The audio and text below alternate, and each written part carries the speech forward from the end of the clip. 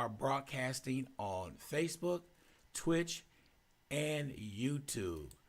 Just to get that out there, let everybody know that we're out there.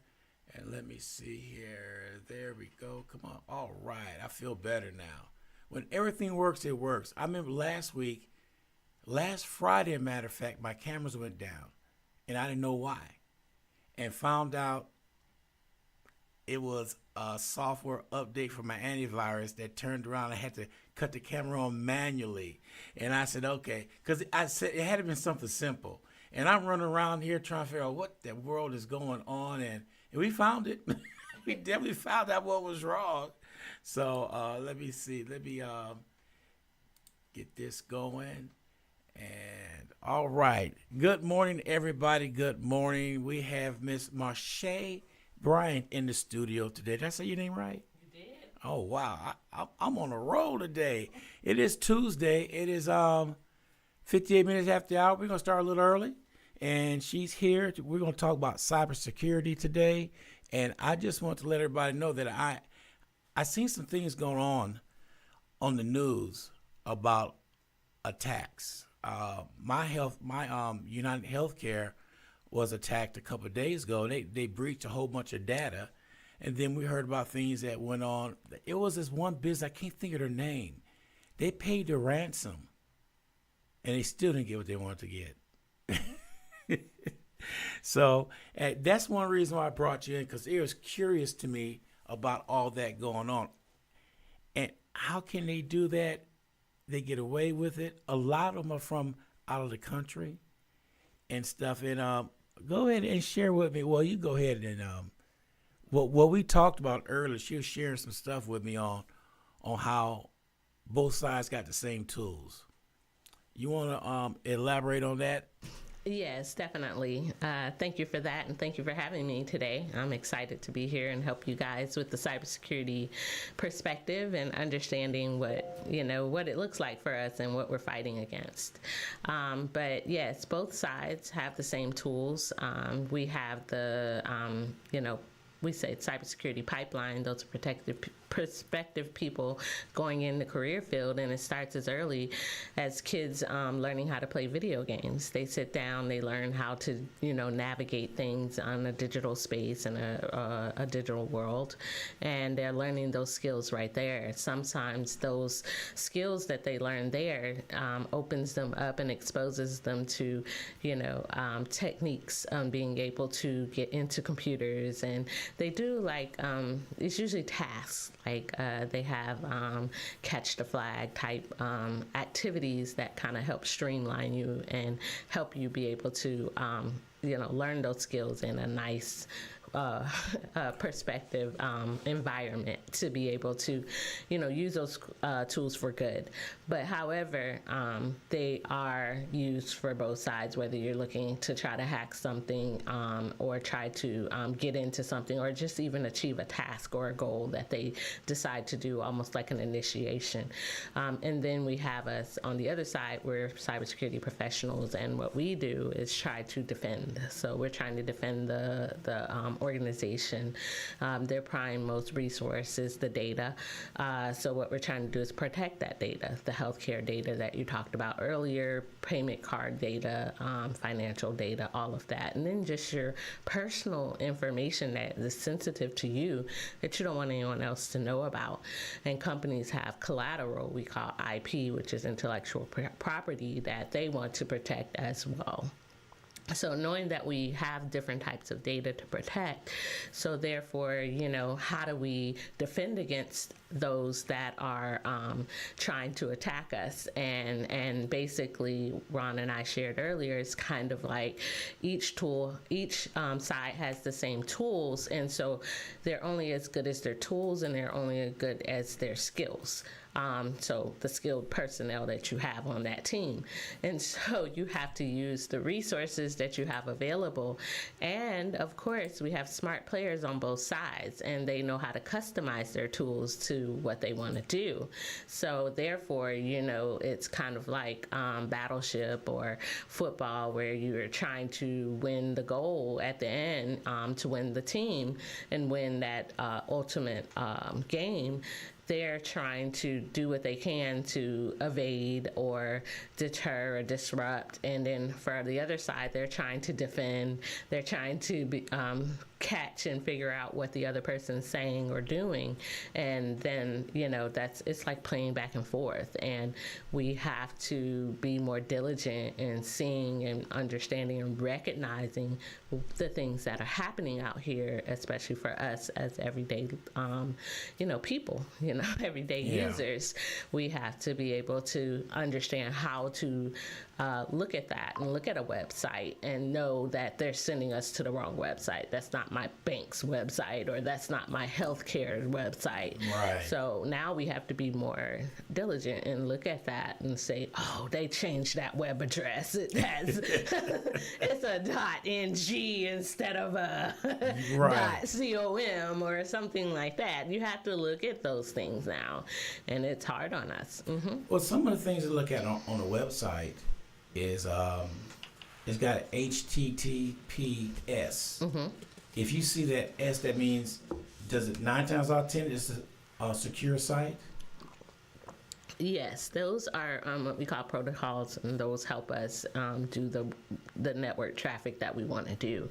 And they are the HTTP, and back there, it used to be a thing of the day that everyone did back then, but now that we know that everything's digital, we know how to protect ourselves, we've now added on an HTTPS, which is the secure version of HTTP. Therefore, you'd want to use that one because it's better and it protects you. And it usually has a lock or something like that that helps you know that your experience is protected. So what can the normal consumer do? I have a friend of mine that was, her card was stolen. And she went to the bank and said the car was stolen. And I didn't know what bank she had, but she left them when they said, well, how do we know you didn't use it? Instead of letting them know, because if you look at your bank account, people have a routine of what they pay all the time. It's a routine. Every once in a while, something else goes in there that you get that's not your routine, but paying bills and all, it's usually a routine. And she said, look here, you see I go grocery shopping once a month. They went 3 times, over $200 each time. And she tried to explain, this is not me. Well, let us do some digging around and find out and all that stuff. Now, when my card got hacked from somebody in Jacksonville, Florida, they went right away trying to buy big ticket items. Normally, we'll buy some for $5 or $10 and work the way up. They went straight for the jugular vein. And the bank that I have, I got that occurrence right away. They called me and say, hey, are you trying to buy? I said, no, I'm not even in Jacksonville, Florida. Boop. They put a stop to it right then and there. To me, that's how it should be done. But the only downside is I had to wait 5 to 7 days for a new card to come in. That's the only down. But they gave me a digital card. If I was doing things online, I could get. So a lot of consumers are vulnerable because a lot of them are sitting back just not thinking about security. They think, oh, I got this. Their guard are let down. What do we need to do to keep our guard up, and what we need to do with our own personal money, with banks? What do we need to do to set things up? I know they got the 2-tier authorization now. You can't do one without the other. So what other steps can we do? That's an excellent question. Being vigilant, really hyper vigilant in your activities and your day-to-day things that you normally do. So with your digital trail, like things, your bank, your school, if you're paying bills on school, your household bills, anything that's digital, your computers, all of that, you want to make sure that you are looking and evaluating what you do. So that's how you can spot what we call anomalies. Anomalies are things that you don't do, right? That's not your normal behavior. So now you have to kind of look at that to go, oh, well, there was something on here that a transaction that I didn't do. So then you can call your bank and then start that fraud protection that they may offer to help that. your bank also, some of the banks, not all banks, so some banks have the capability to do fraud, which we say they look at your behavior analysis. So therefore, what we mentioned earlier is it the normal behavior of that user to go to go to Germany, or, you know, are they traveling overseas, or are they even going to Jacksonville, you know, when they actually do everything out of San Antonio, right? So they're able to use those new tools that we have. Those are the machine learning and AI type tools, and those are artificial intelligence type tools that will help them discern whether or not your behavior is the same, something you do common, or if your behavior is something that you don't normally do. And so I would definitely look and see what your bank has for that protection, because you put a lot of faith in your bank. You put a lot of time there, because your money, your resources, your, you know, financial wealth is done out of the bank. So you want to make sure that that part is protected. That's like your house. That's your financial house. Yeah. So I would definitely make sure what my bank has to offer. How do you turn on your fraud protection? How do you make sure that they understand where you're going? Some banks can actually have you say, I'm calling to say I'm going out of town or I'm going somewhere. And then you put that notice on your account like, hey, I'm out here over here in France. I want a trip and I'm over here spending money. It's okay. Don't lock me down. You know, that type of stuff. You can even put like the time frame on it. I'm only there from, you know, May 5th to May 20th. Anything outside of that, that's not me. You can do those things with your bank. That puts notices on it. So I would kind of look at that and see what they offer. Credit cards as well, you know, how to lock your credit cards. Some of them have online where you can go in, I don't have my credit card, I lost it, something happened, I can lock it down till I find it. That helps fraud protection as well. Or if you need to order one, you can cancel that one, so they can't charge you while you don't know where it is, and maybe it did get lost, and then the new one comes in, right? So there's kinds of things that you can do on the protection side or the prevention side to help you not be, a victim of fraud or somebody, if you're paying attention to where your stuff is. If it's out of your possession, then you can do those things. The next one is your home. So it's very important to protect your home front. Your home front is, back in the day, I remember they were saying, my parents, my grandparents, about the door being open because everybody in the neighborhood could be trusted. They used to do that. We can't do that these days. You can't leave your front door unlocked. So why would you leave your door unlocked digitally? So you need to protect yourself, right? You need to protect your password. Change those passwords. Don't use default passwords when you buy your Ring, or you buy your Ring doorbell, or any type of digital doorbell, or thermostat, digital thermostats. Any of those things, all of that, you need to learn how to protect them. If you don't know how to protect yourself, then definitely, enlist and look and find. You can even find me, because I work on helping people with that, protecting their home front. But, make sure you call them. The manufacturers, they have services to help you make sure you understand. I want to change my password. I want to make sure I'm protected. How can I do that? Ask them. They'll help you. Because, you bought it from them. So your customer, they want to repeat your business. So therefore, yes, you would do that. And so protecting your home front is important. Protecting your data. You can encrypt your data. You can have those VPNs we talked about earlier last time, which is your virtual private networks on there, your virus protection, so they can't come in on your computer if you're updating your computer often. You can even automate that update, so you don't even have to say I forgot. And yes, sometimes there are problems with the updates, like it will make you manually turn something on, so sometimes you have to do that and work through those things. But it's better to be protected, and having to manually turn it on after you updated it is a lot easier than to have had a hacker find that vulnerability that you were, that you left yourself open for, and they come in and they take everything, right? Yeah. So, I mean, it's a catch-22. So definitely important to make sure that you do your due diligence to do some of those things to protect yourself, and be aware of what your resources you have in your community to help you with that as well. So community helps with, protecting digital, like nonprofit owners and stuff like that. There's some resources and tools for those workers, and I'm one of them, so don't worry. Oh, It's yeah. all of us. So if you do home business, some people do it out of their home or they do it out of a local office. There's ways to protect your website. There's ways to protect your business. Cybersecurity hygiene is very important, but there's some resources offered in the community to help give you that foundation.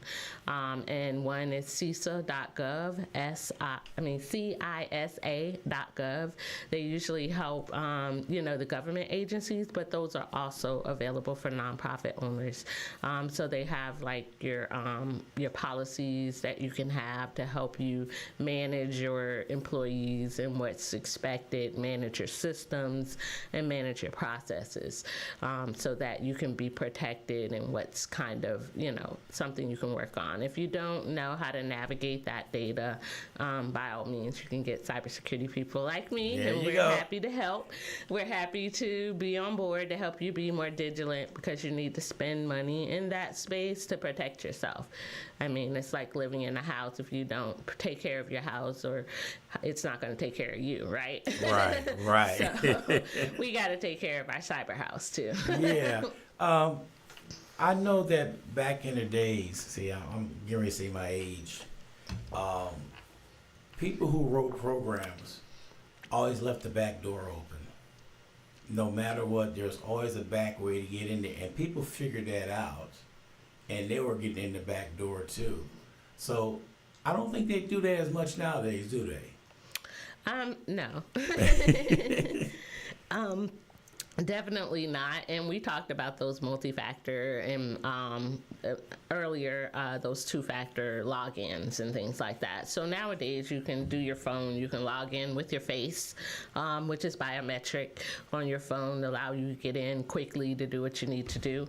So there's ways to do those things these days without having to leave a full, open back door in your system for others to follow through.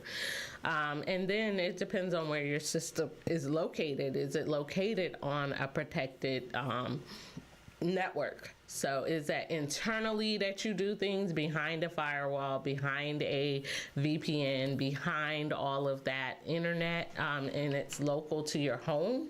That's different, right? But we have like protected protocols to help you get in, which is remote access type software that you can use to remote into. It allows you to authenticate. Authenticate meaning log in with a username or a password. That's your foundational login, and then you can add layers to have additional protection of logging and using your biometrics, which is your face or your fingerprint or something like that, or your eyes, which is iris or things like that. So there's ways to log in with who you are, or you can log in with tokens, and tokens are, they have little codes, secure codes on it that will spit out a one-time password or a code that'll help you get in as well. So there's different mechanisms that we can use to do that. Yeah. Question.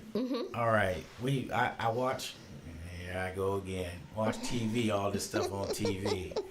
And I watch them use a piece of tape and take the fingerprint off of glass, and then take it and put the print on there, and it opens it up. I watched a show the other day where the guy actually had a picture of the person and was able to open up their phone. Is that just TV, or can that really happen? TV it amplifies things that can happen. It just depends on I can't say what software you have, right? Some software developers and designers will build in certain precautions so that that doesn't happen, right? So with a fingerprint, they could also put it where it has to be a live fingerprint, so it tests your blood pressure, your blood vessels, and things like that. So when you're buying those technologies, those are things that questions you would ask: is your product able to be lifted like that? Can you lift your fingerprint? Does it detect that? What does it do?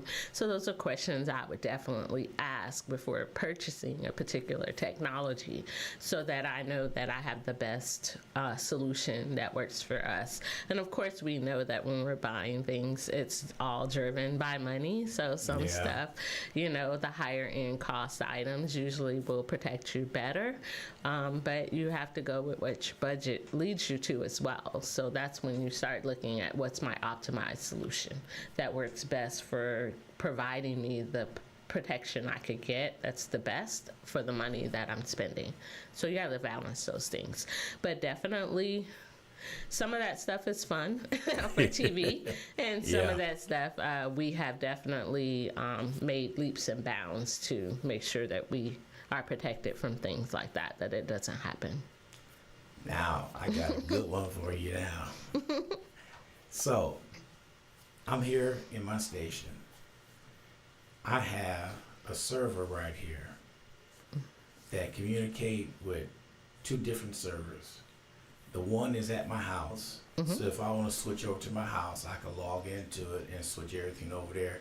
Or I get up in the morning and feel like driving into the office.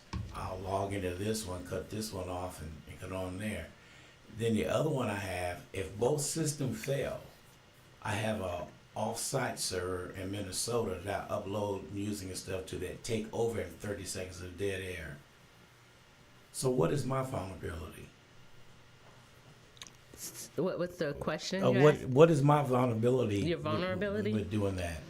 Well, it looks like you're doing what we call defense in depth. A defense in depth approach means that you are protecting yourself on different layers, right? Having a system at home that you have, and then one here, that allows you to have what we call failover, right? So one goes down, you can use the other, right? Same thing with having your offsite, system. Offsite system allows you to fail over in the event that the two here are not able to do what they need to do. You have that one as well. So you're protecting yourself. You have a better protection of yourself, and you're mitigating some of your risks. That's what that looks like. As far as data, and we look at the people, process, and technology. So we're looking at your processes. You look like you did a full system where, the other two are gone, the other one works. So that means you've done what we call a hot site. And a hot site just means that it's ready. You're paying for the system to be ready when you need it at a drop of a hat, right? And so that's the most expensive piece of being able to, but it's also the better protection, so that you also test and make sure that they work and try them every now and then just to be sure it does what you want it to do. So when it's time and showtime, it happens. So you're mitigating a lot of your risks, so you don't have to deal with those things. Yeah, when you said the cost, you're not kidding. Because I hear nightmare stories of people getting into computers, and you wouldn't think that anybody want to hack to see what music you have and want to steal from you. I talk to DJs all the time. They say, man, my system got hacked. I said, do you have any antivirus or anything on it? No, I didn't think I would need it because I'm never on the internet. I said, okay. If you're never on the internet, how to get hacked? Oh, I had to get on there, download some songs, and do this and do that. So you're on the internet. Yes. So and when I asked them, they scratched their head because they so used to not being on the internet. See, DJing before you brought crates of records with you. No, it was never such thing as this. Use turntables and all that. Things have changed now. So if anybody asks for a song, you got it at your fingertip. Your MacBook is connected to the internet. You type in the song that you want, it pulls up for you. You can play it. So Then DJs will fail sometimes if the internet go down. They have no sound. So I don't do that. I keep everything on my MacBook, and not unless somebody wants a special song, I don't have it. I have a separate computer that I use to download the song and then transfer it over. Not on my main one, because my MacBook, one that I use for DJing, it was maybe online, maybe twice a month for updates. Other than that, it's off.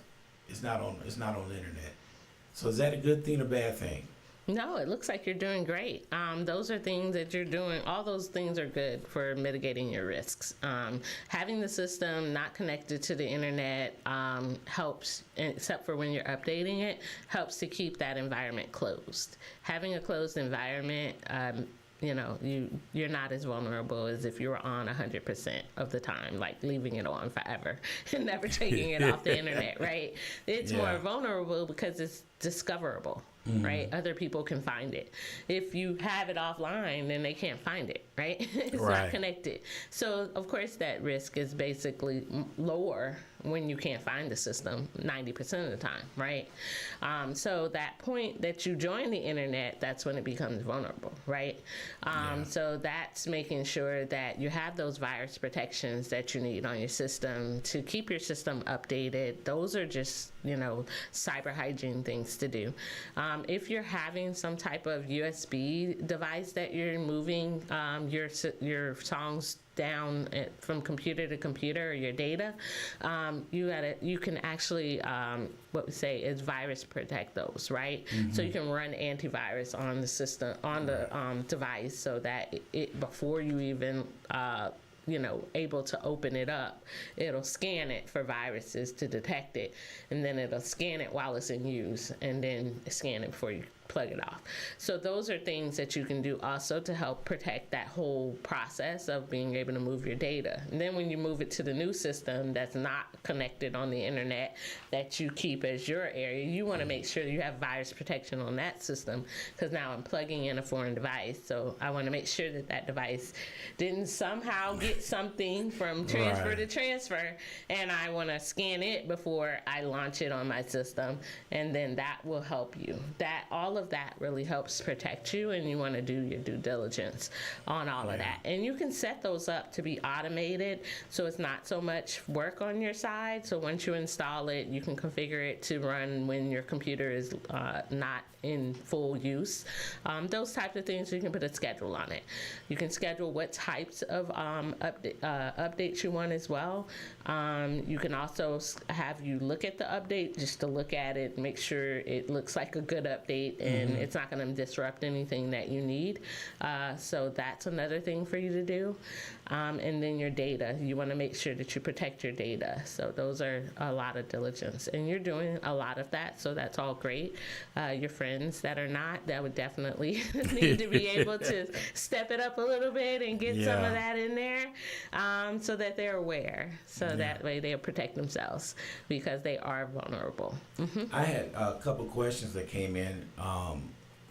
People wanted to ask. They said, how is it I can look at something on the internet? Let me get that just right. I want to say the way they said it. Here we go. Sometimes I'm on the internet and I go to Facebook. Whatever I looked at on the internet shows up on my Facebook page. How can I stop that? That's a great question. With new technology comes new nuances, as we call it, things that can get on your nerves, right? It has a good thing when you're trying to do some shopping, right? And say you're shopping and you want to buy things. It will look at your behavior, your history, and what you're looking for, and it will put all the ones in. You could put ones in your area, the things that you're looking for, and bring it front of mind for you, right? That you would not normally see if they didn't do that, right? You might have to search a little harder to get stuff. So now put it front on your plate, like here's a whole bunch of things for you to look at for you to do it. So that's a nice ask, right? So that's something that works. It's a benefit. Then flip that benefit. Now it's in my way because I don't want it. I don't want that it's inundated. It's on this website. I'm on this website. I don't want to see this type of stuff on this website. So then you have to kind of look at the where you are and what you're doing on the website, and you can actually opt out some of that, right? So you can opt out some, looking at my history, sharing my history across Facebook, across, all the other social media things you're doing. Don't share. Yeah. Opt out of sharing your stuff. So you don't now, you have to specifically select what you might want to share, right? Or have to do it manually, as you say. So that would protect you as well from seeing things that you don't want to see. Right. I was reading when that question came out. I was reading up on there. It's hidden deep inside Facebook. Mm-hmm. You could cut that off, but I still couldn't find it. Oh yeah. It showed once you type it in and Google and search for it. I guarantee you, half the stuff that Google comes back for you on Facebook, I go step by step, and that button's not there. Well, it might be a version thing, right? Yeah. Everybody's updating. You have to look at the date. So look at the date on which, checklist you're looking at. Because in the wonderful world of the internet, you can put things on the internet, but once it's there, it's there. Right. Right? Some of that stuff's outdated. It could have been 10 years ago someone posted that. So, of course, 10 years ago, Facebook looked different. And so they had their different configurations, settings, menu options, things are different.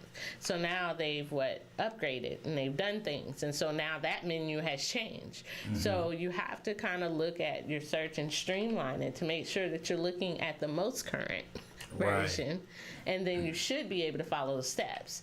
If you can't, then you can always try to contact someone either through their form or, and ask them for, a cheat sheet of some sort or what we call the databases, a known database that allows you to walk through steps and stuff like that. So those are options as well. You said something. You said something right then and there about whatever you put out there in cyberspace is always out there. Mm-hmm. So you got people looking for a job, and they don't realize what they put out there 10 years ago will show up and haunt them. The kids think it's funny to take pictures of certain body parts of it and share it with somebody. That's shared all over the place. That comes back and haunts you later on when you're looking for a job. Mm-hmm. And so I guess my question is, there's no way of deleting that stuff out there in cyberspace? It's stuck out there? There's no way? Very hard. Because we have this thing called, backups. Data is moved, it's stored here, it's a backup over here, so there's copies everywhere. So it's like, to have the ability to access your data anywhere remotely and saving it in clouds is great, and having the redundancy, but then it's hard to find that file and delete every copy of it across the board and everywhere it might be.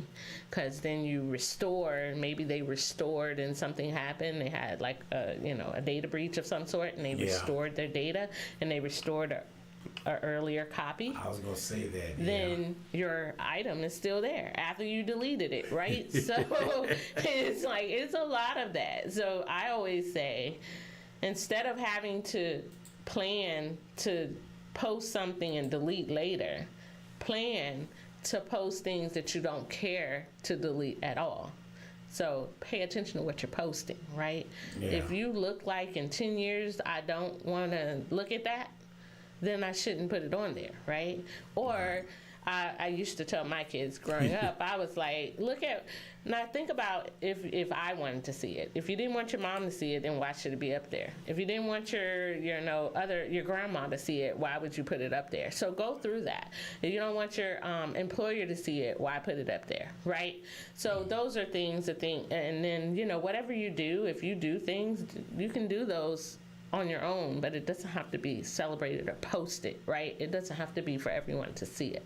You can post in your world and put it up on, back in the day, put things on your wall and put things on, You can you always can take see it those every down, day. yeah. And then when you're done looking at it, you can pull it down. It's so Yeah. easy, but we don't do that anymore. No, we don't. Because people will post everything online. I mean, everything. And then these people out there that's in love, and then they break up, and the picture's out there forever. I mean, choose what you post. Like, I mainly post things about the radio station and stuff. I try not to post too much personal stuff out there because, people look at it funny, but some people, they live and die. When Facebook went down for a little bit back in March, these people, I thought they were going to commit suicide. Because I can't tell nobody I woke up this morning and I brushed my teeth, and nobody cares about that. But that's how some people do. And that's what they like. So, I'm going to flip it on you. Mm-hmm. Let's talk about TikTok. Okay. Over in China, TikTok is used for educational, not what we're doing over here. Over here, it's exploited to do whatever you want to do. And some people got their business on there. They're whining and crying. If you take away TikTok, there go my business. I'm a firm believer you have plan 1, 2, and 3, or A, B, and C. You should have a plan for it. Never put your eggs always in one basket. So with TikTok being as vulnerable as it is, what are the chances that what we're doing is a China-based company that they're seeing all the information and selling it? Well, a lot of companies will say that they're not selling your data, and they're not selling it at that moment, right? The moment of assumption. I like that at that moment, but later on. But later on, they wind up having to go, oh, we got all this data over here, let's sell it and make some money from it. And then they share the database or data or whatever, right? So, same thing for China. I'm sure they're probably out there. I mean, that's anybody, right? Yeah. So they're not doing anything anyone else isn't doing. So I always think about, for me, it's always about who owns the data, right? Or who has the ability to see my data, right? So if I don't want people to see it, then I'm not going to enlist or subscribe to that, right? So that's just basically it. So it's like subscribing to something and then you don't like the leadership. You don't like then why would you go work for a company and you don't like the leadership or what they're doing, or their cause is not what you are interested in, then you're not going to work there, right? So it's the same thing about your behavior for social media and stuff like that. I would not associate or subscribe to that if I don't think it's doing something I agree with, right? So that's a decision, a personal decision they have to decide, right? With the TikTok. And then, yes, we do use it for different purposes, but just because someone designed or developed something doesn't mean that people are going to use it for what you developed it for. They're going to think outside the box and use it for something else and exploit it, right? So that happens all day, every day. Facebook, people sell stuff on Facebook, so why would they not sell it on TikTok, right? It's a sell happy, boy. I mean, I tell you. So it's the same thing. All right. Mm-hmm. Now, I'm gonna ask you something about people who started off with their business, small business. There's potential of it getting larger, and they come to you and say, "Look, I'm going to start this business. I'm selling computers or whatever," and they come to tell you, "What do I need to keep my system secure?" Well, what will be your process of that? Right.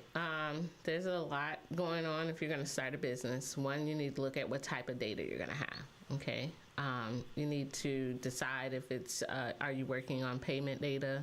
If you do, it has to be protected differently, like people's credit cards, information, their, what you got, credit card numbers, the little PIN number, all of those things you need to protect. And then, of course, people's PII, like, and PII might be their name, their address, their phone number. Those are your customers. So you want to know how you're going to work with your data.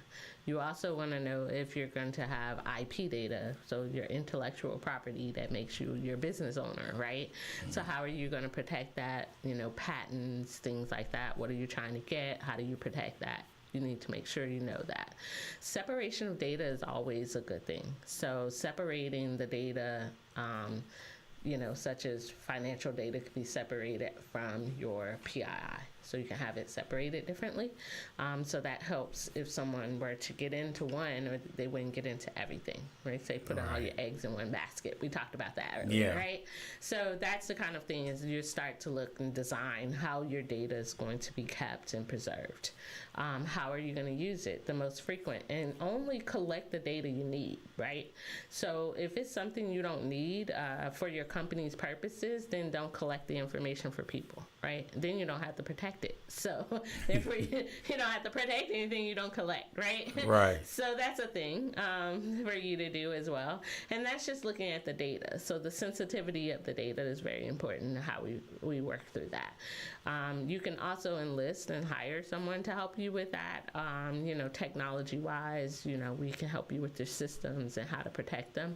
But individually, you can use those antiviruses. We talked about the VPNs, using the secure protocols, like we say HTTPS for your website, things like that, all of that. Protecting and putting a layer on your website if you're going to have one, because how do you do business? Usually, sometimes virtually, everybody does that. Right. So you want to make sure you're using the secure protocols, you know, protect yourself. How do you, you know, have your user collect information and pay their bills or pay for services. So those are things that you need to protect. So those are some of the steps that I would do. And then, of course, cybersecurity up front, having the policy stack to help you.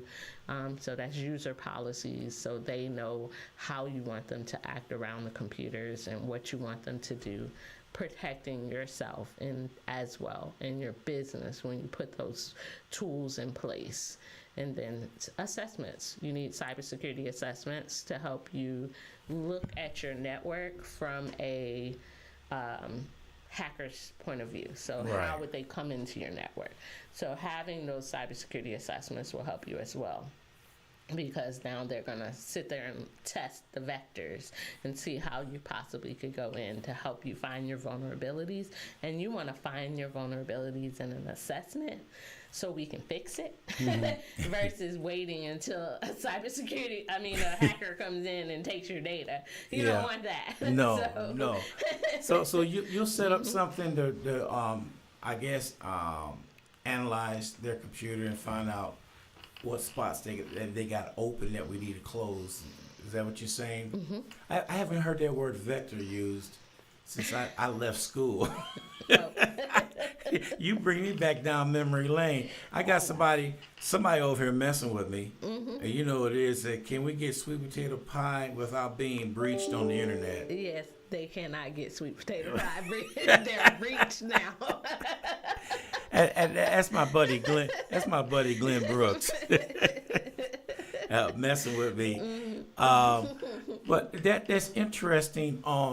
You go and analyze their computer and find out what their weak spots are, and fix those before somebody can get in and do what they want to do. Mm-hmm.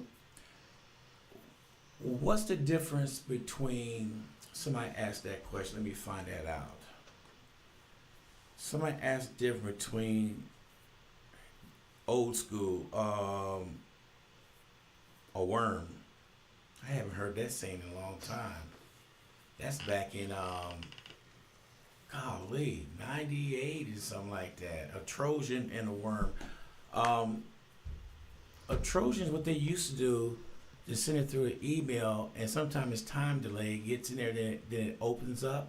Is that what that is? Yeah, Trojan comes from that whole thing, like the Trojan horse from back in the day in like Greece, where they would come in and they would act like everyone else and act like they're supposed to, and they simulate themselves in the environment, and then they pop off at some point to acknowledge what they need to do, whatever their instructions were. That's what a Trojan is. So it does it on a computer. So you send it, it's dormant, it doesn't really do anything. It looks like all the other files and nothing distracting about it, right? And then whatever it's time delayed, or maybe you did something that it was waiting for you to do, and soon as that happens, I got my instructions, these are the things I'm supposed to do, and it does it, and it launches it. So that's what a Trojan does. And then the worm, what it does is when it comes in, is it goes through, and like a worm, it would infect other systems. So it would come in and just wreak havoc on your network. But if you got a good antivirus, it will see that. Right. Antiviruses, yes, you need to keep it updated. That's the only way to combat some of that, because what those things are, all of the malware is programmed to do whatever the designer programmed it to be. So they're programming things for weaknesses. And so they have a whole database of weaknesses that they will go in and figure out which ones they want to exploit. Yeah. And so that's what's happening, is they put those instructions, which ones I'm going to exploit, and they're going to go out. And they're not just targeting your system unless, there's a specific need to do it, like the Colonial Pipeline. They targeted them. But if you just find out who has the vulnerability, and then they're impacted, right? Right. So that's what they're doing. So, what about the ones that came out with the keystrokes? I know that came out for a while, but you rarely hear that anymore. Because they could stroke Keyloggers. Keyloggers. Okay, they could, anything you type, they're sitting right there, they can read everything. Right. So, and you say that you don't hear it anymore, but what happens is we have all these tools in our toolbox. They're our arsenal. And so as a hacker, they decide which ones they want to use for the job that they're trying to do. So they might pull out the keylogger if they need to, right? Yeah. For whatever task they're trying to get. And then they go ahead and, keystrokes, because they used to put those things on a gas station and take people's, they're putting in their information and it sends it to them while you're trying to type in your credit card information and all that, and they capture it, right? So that used to be, and that still happens, just remotely. The users, it's kind of like clothes. Clothes don't go out of style, they just come back in style, right? They come back and circle in. So bell bottoms were back in the day, now they come back out again, right? So tools like that are the same thing. People use them for whatever use case they want, and then the newer kids coming up and hackers and students of learning, they come in and use some of the same technology to do what they're doing. So it's easy to think that a technology is dead and no longer useful. That's the main one that I can use to detect to disrupt you. Yeah. Because you're now not looking for it, right? You're looking for the fancy tools. Yeah, exactly. So there you go. Let me come in. They and blindside you with some old school There you go. stuff that you're not even worried about, and they got everything there, everything you type. Everything. Hey, you brought up that deal about gas stations, and I'm gonna chime in with ATMs. I remember it happened to me twice. When I put my card in at an ATM, it was too snug, and so I knew something was wrong. So I pulled it out and went on my merry way. Then I went to a gas station, same thing. That car was too snug to slide, so I went on my merry way. But then I found out later on the news that these clowns are going to gas stations and putting their, I forget what they call it, in there. And it was easy for them to do. Well, now they modified all that, but they can't do it anymore. But so when you go ahead and do that, you get your gas. 9 times out of 10, if you don't do the credit part, if you do the debit, they ask for your PIN number. That's where they get the information from when you do that. But if it's straight credit card, they can still read the number and all that, right? Off that. Well, it depends if it's card reader. It sounds like it would be a card reader. Yeah. Because that's how I'm going to capture the card virtually so I can use it in some form or fashion, right? Yeah.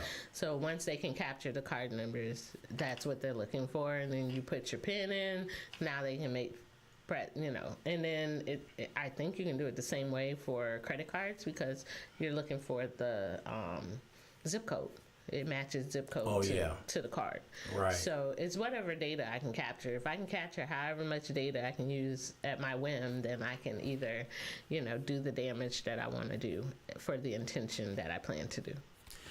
It's sad nowadays that some businesses put in their profit and loss. They put in so much money they're gonna lose on credit card fraud, because the bank will reimburse the consumer, but it won't reimburse the business. Is that about right? The business It's will. backed by FDIC for the consumer, yes. Right. So it's bad for business. It was a time that you had to watch kids walking out with potato chips or something, just walking out. Now they clean you out with your debit card or credit card. It's a good thing for when you use it, but then it's a bad thing. Like, I went to my hometown, Waukegan, Illinois, years ago. I went up there and I tried to pay the person in cash. He said, "Oh no, we don't take cash. We take checks." That's before credit cards really got going. And I asked him why. Well, they could rob us and not get any cash. You gotta get a check. But how many checks play basketball, huh? What you mean? How many of the checks bounce? How many of them bounce? And he said, "Well, I don't know. He wasn't working there, but I went to some place in San Marcos, and the lady back there was crying. She was a cashier, and I was right. Why she's crying?" And so me, I was being nosy. I said, "Is everything okay?" "Yeah, my boss the guy came in and wrote me a hot check. It's got to come out of my pocket. I have to pay for it to retrieve it." I said, "Ooh, that's bad business. I wouldn't want to work there." "Yeah, how you know that person gonna write you a hot check?" Things that they do, it just boggles the mind. Back then it was checks. Now we got credit cards. Now we got debit cards. Now we got Bitcoins, this new thing coming around. So you constantly got to stay on task all the time, because things are hitting you left and right, aren't they? Oh, they are. They're definitely job security on our side. We have things to do, things to pay attention to and specialize in, because it's a lot going on.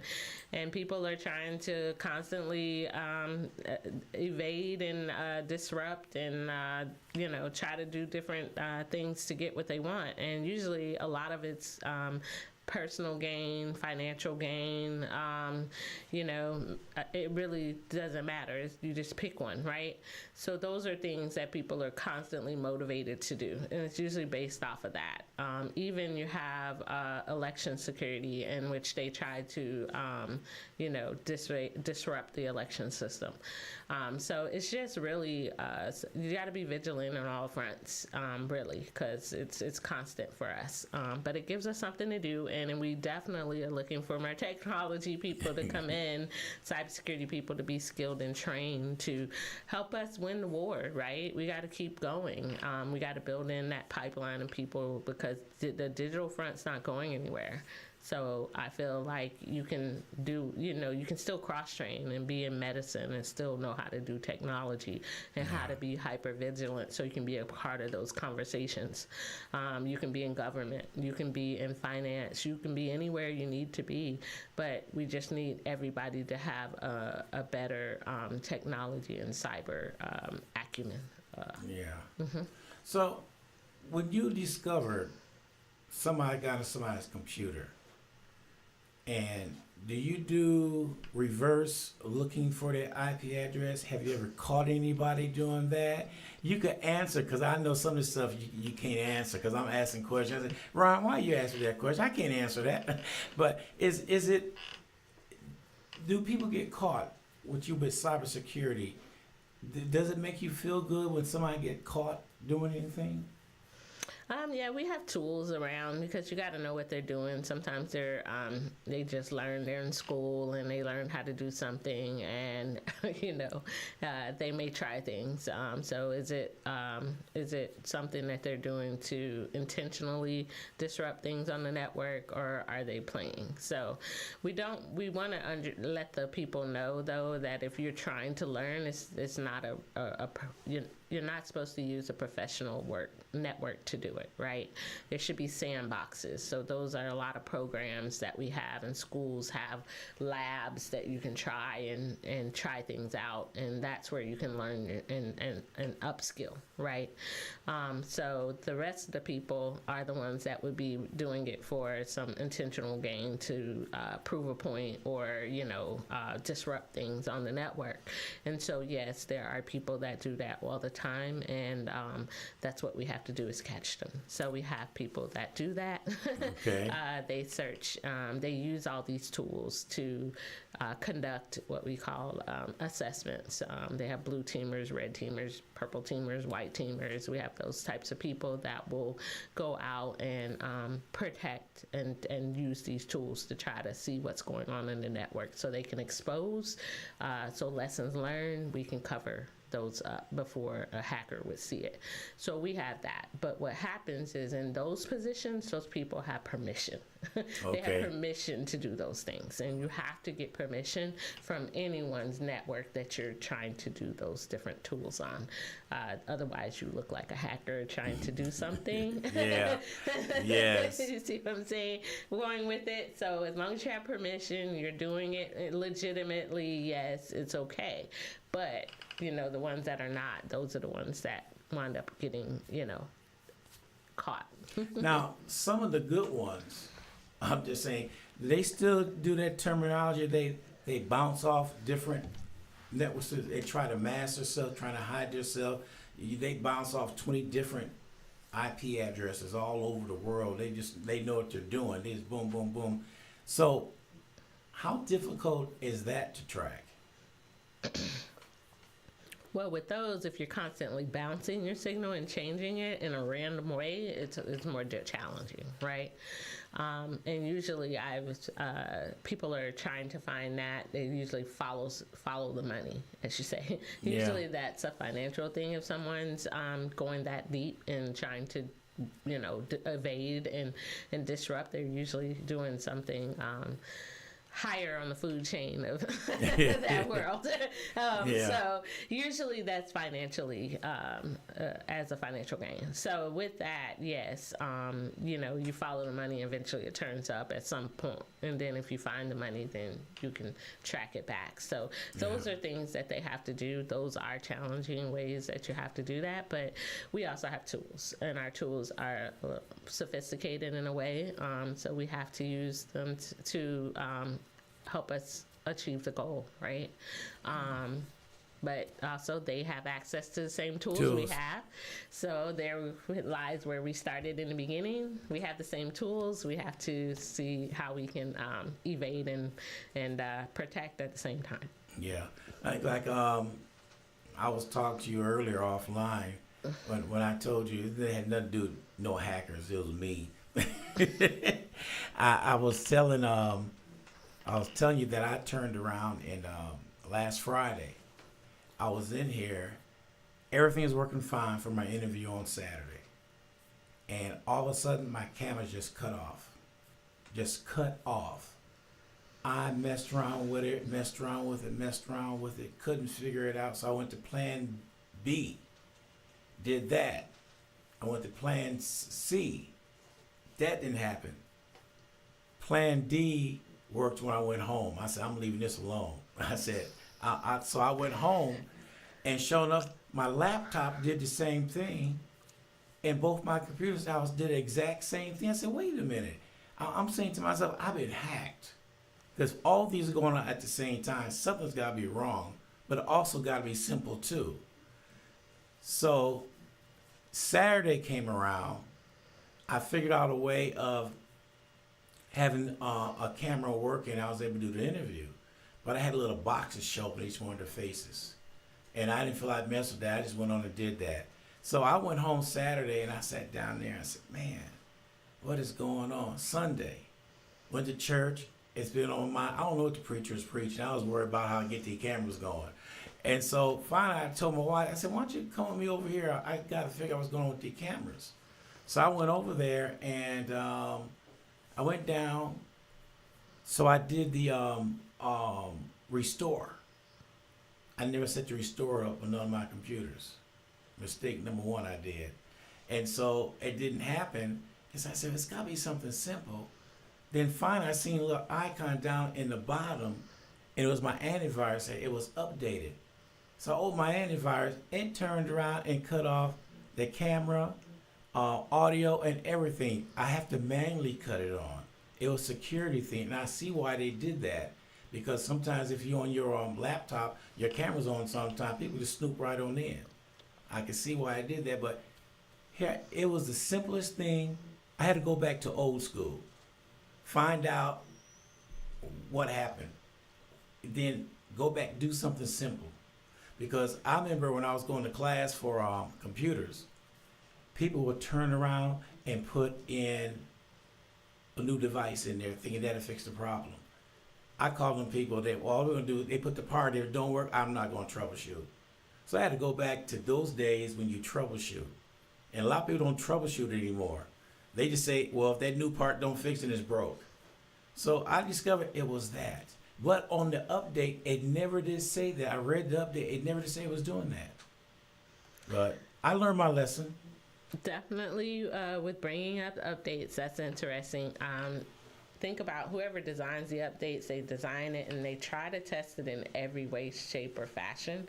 But there's lots of systems out there. There's Windows 11, there's Windows 10, there's server technology as well. There's Macs, there's Linux. It depends on what you have. So they can't possibly test it on every possible combination that people would have, right? So they can't really discern every possible problem you might have. So there are known problems that they can identify and then they can put on their list of, correcting.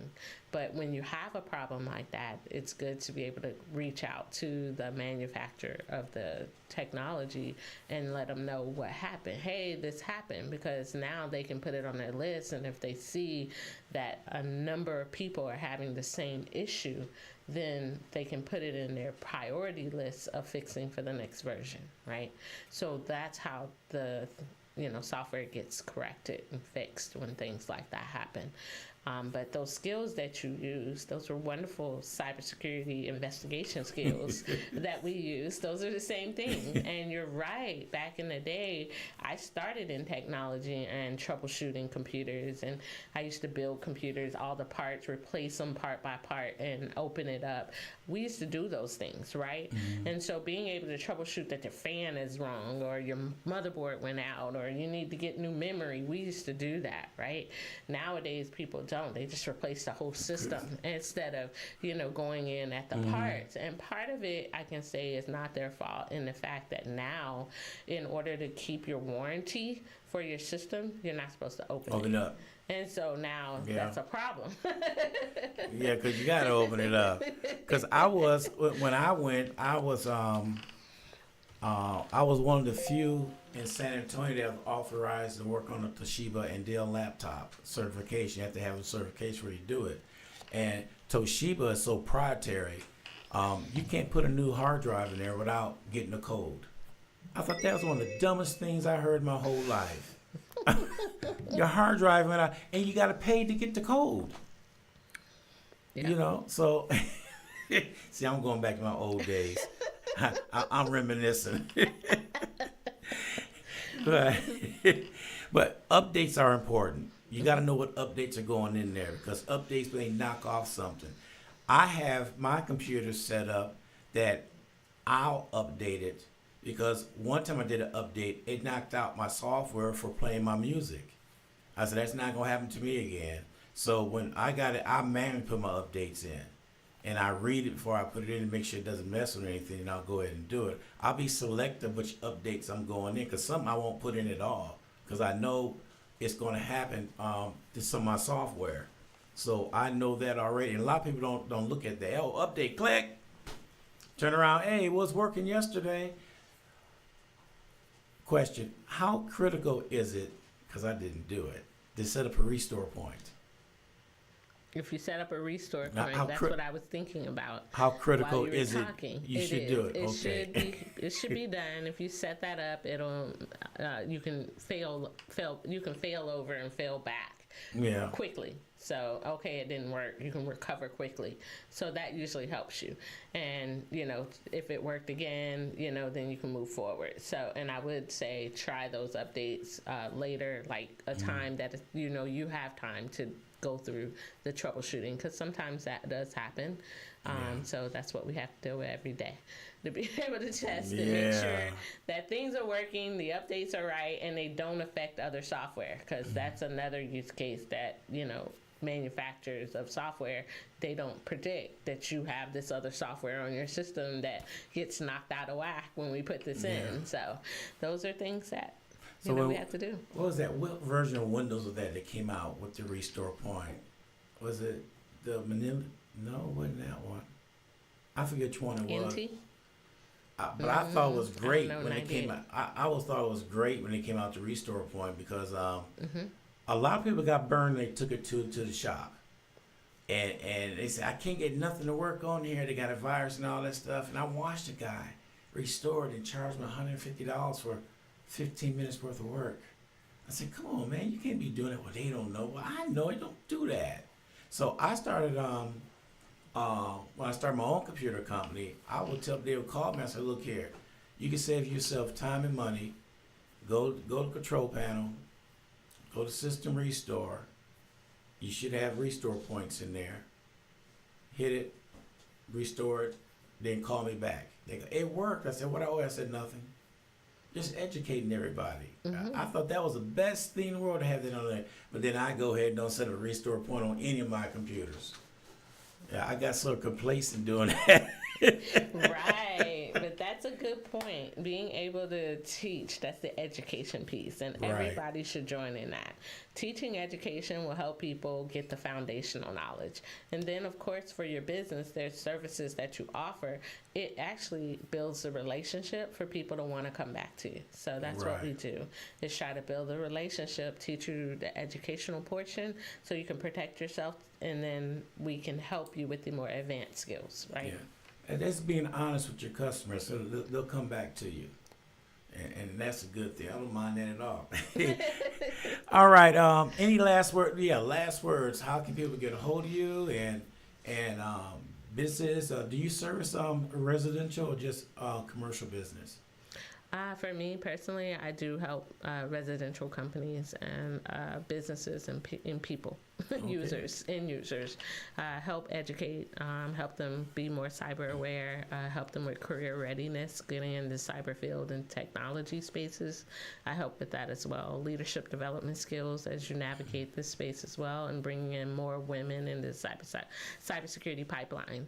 It's how you reach me as Marcae, MARCAE, at assherises.org. I'm working on that because I have a new book coming out, and it's called As She Rise, and it's a leadership development journey for women particularly, but men can learn from it as well. But it's to help them navigate some of the leadership journeys that we have, trying to get past the black glass ceilings and places that we can't go, and just how to be more aware to defend for yourself when you're in the workplace. Oh, that's fantastic. Reaching out to all black women out there. Y'all get out there, because, there's a need. There's a need for all that, because that is a very good career. Because when I was in computers and had my company and stuff, I stayed busy. I mean, I came in at the time when wireless first came out. And I would go to people's houses, set up their wireless printer and all that, had it all set up. And I would ride down the street, and I would see people routers that's wide open. I would leave my card on the door and all that stuff. And 50% of the people called me and said, I noticed your card's on the door. I said, do you know your router is wide open? Anybody can get into your computer, do whatever you want to do. What do you mean wide open? And I said, well, I come over and fix it for you. This is what's going to cost you. So I go over there and do that at the same time. Oh, you got a wireless printer. Let's look that up. Did everything like that. Because when that first came out, wireless first came out, girl, I was making some good money just doing wireless, setting up everything wireless and all that stuff. So, and now, everything now today, it's a good business to be in. And you don't get your fingers dirty. You don't come home with a backache. You sit at home and log in a computer and do your thing, send them a bill, smile when a check come in. It has gotten better than what it used to be. It Oh, really it has. has, because I've run, coax line through the ceilings and under the floor and, all types of stuff. So we used to get dirty working in wiring closets and stuff like that and Yeah. breaking open computers. So since As She Rise, I moved up. Now I'm more in the cybersecurity place, the operations side. Yeah. And just helping people be more cyber vigilant. That's what I'm talking about. Well, Marcae, we appreciate you coming in this morning. We really do. And guess what, y'all? She was here at 9:40, early. That's what I'm talking about. So you take care. Appreciate you coming in today.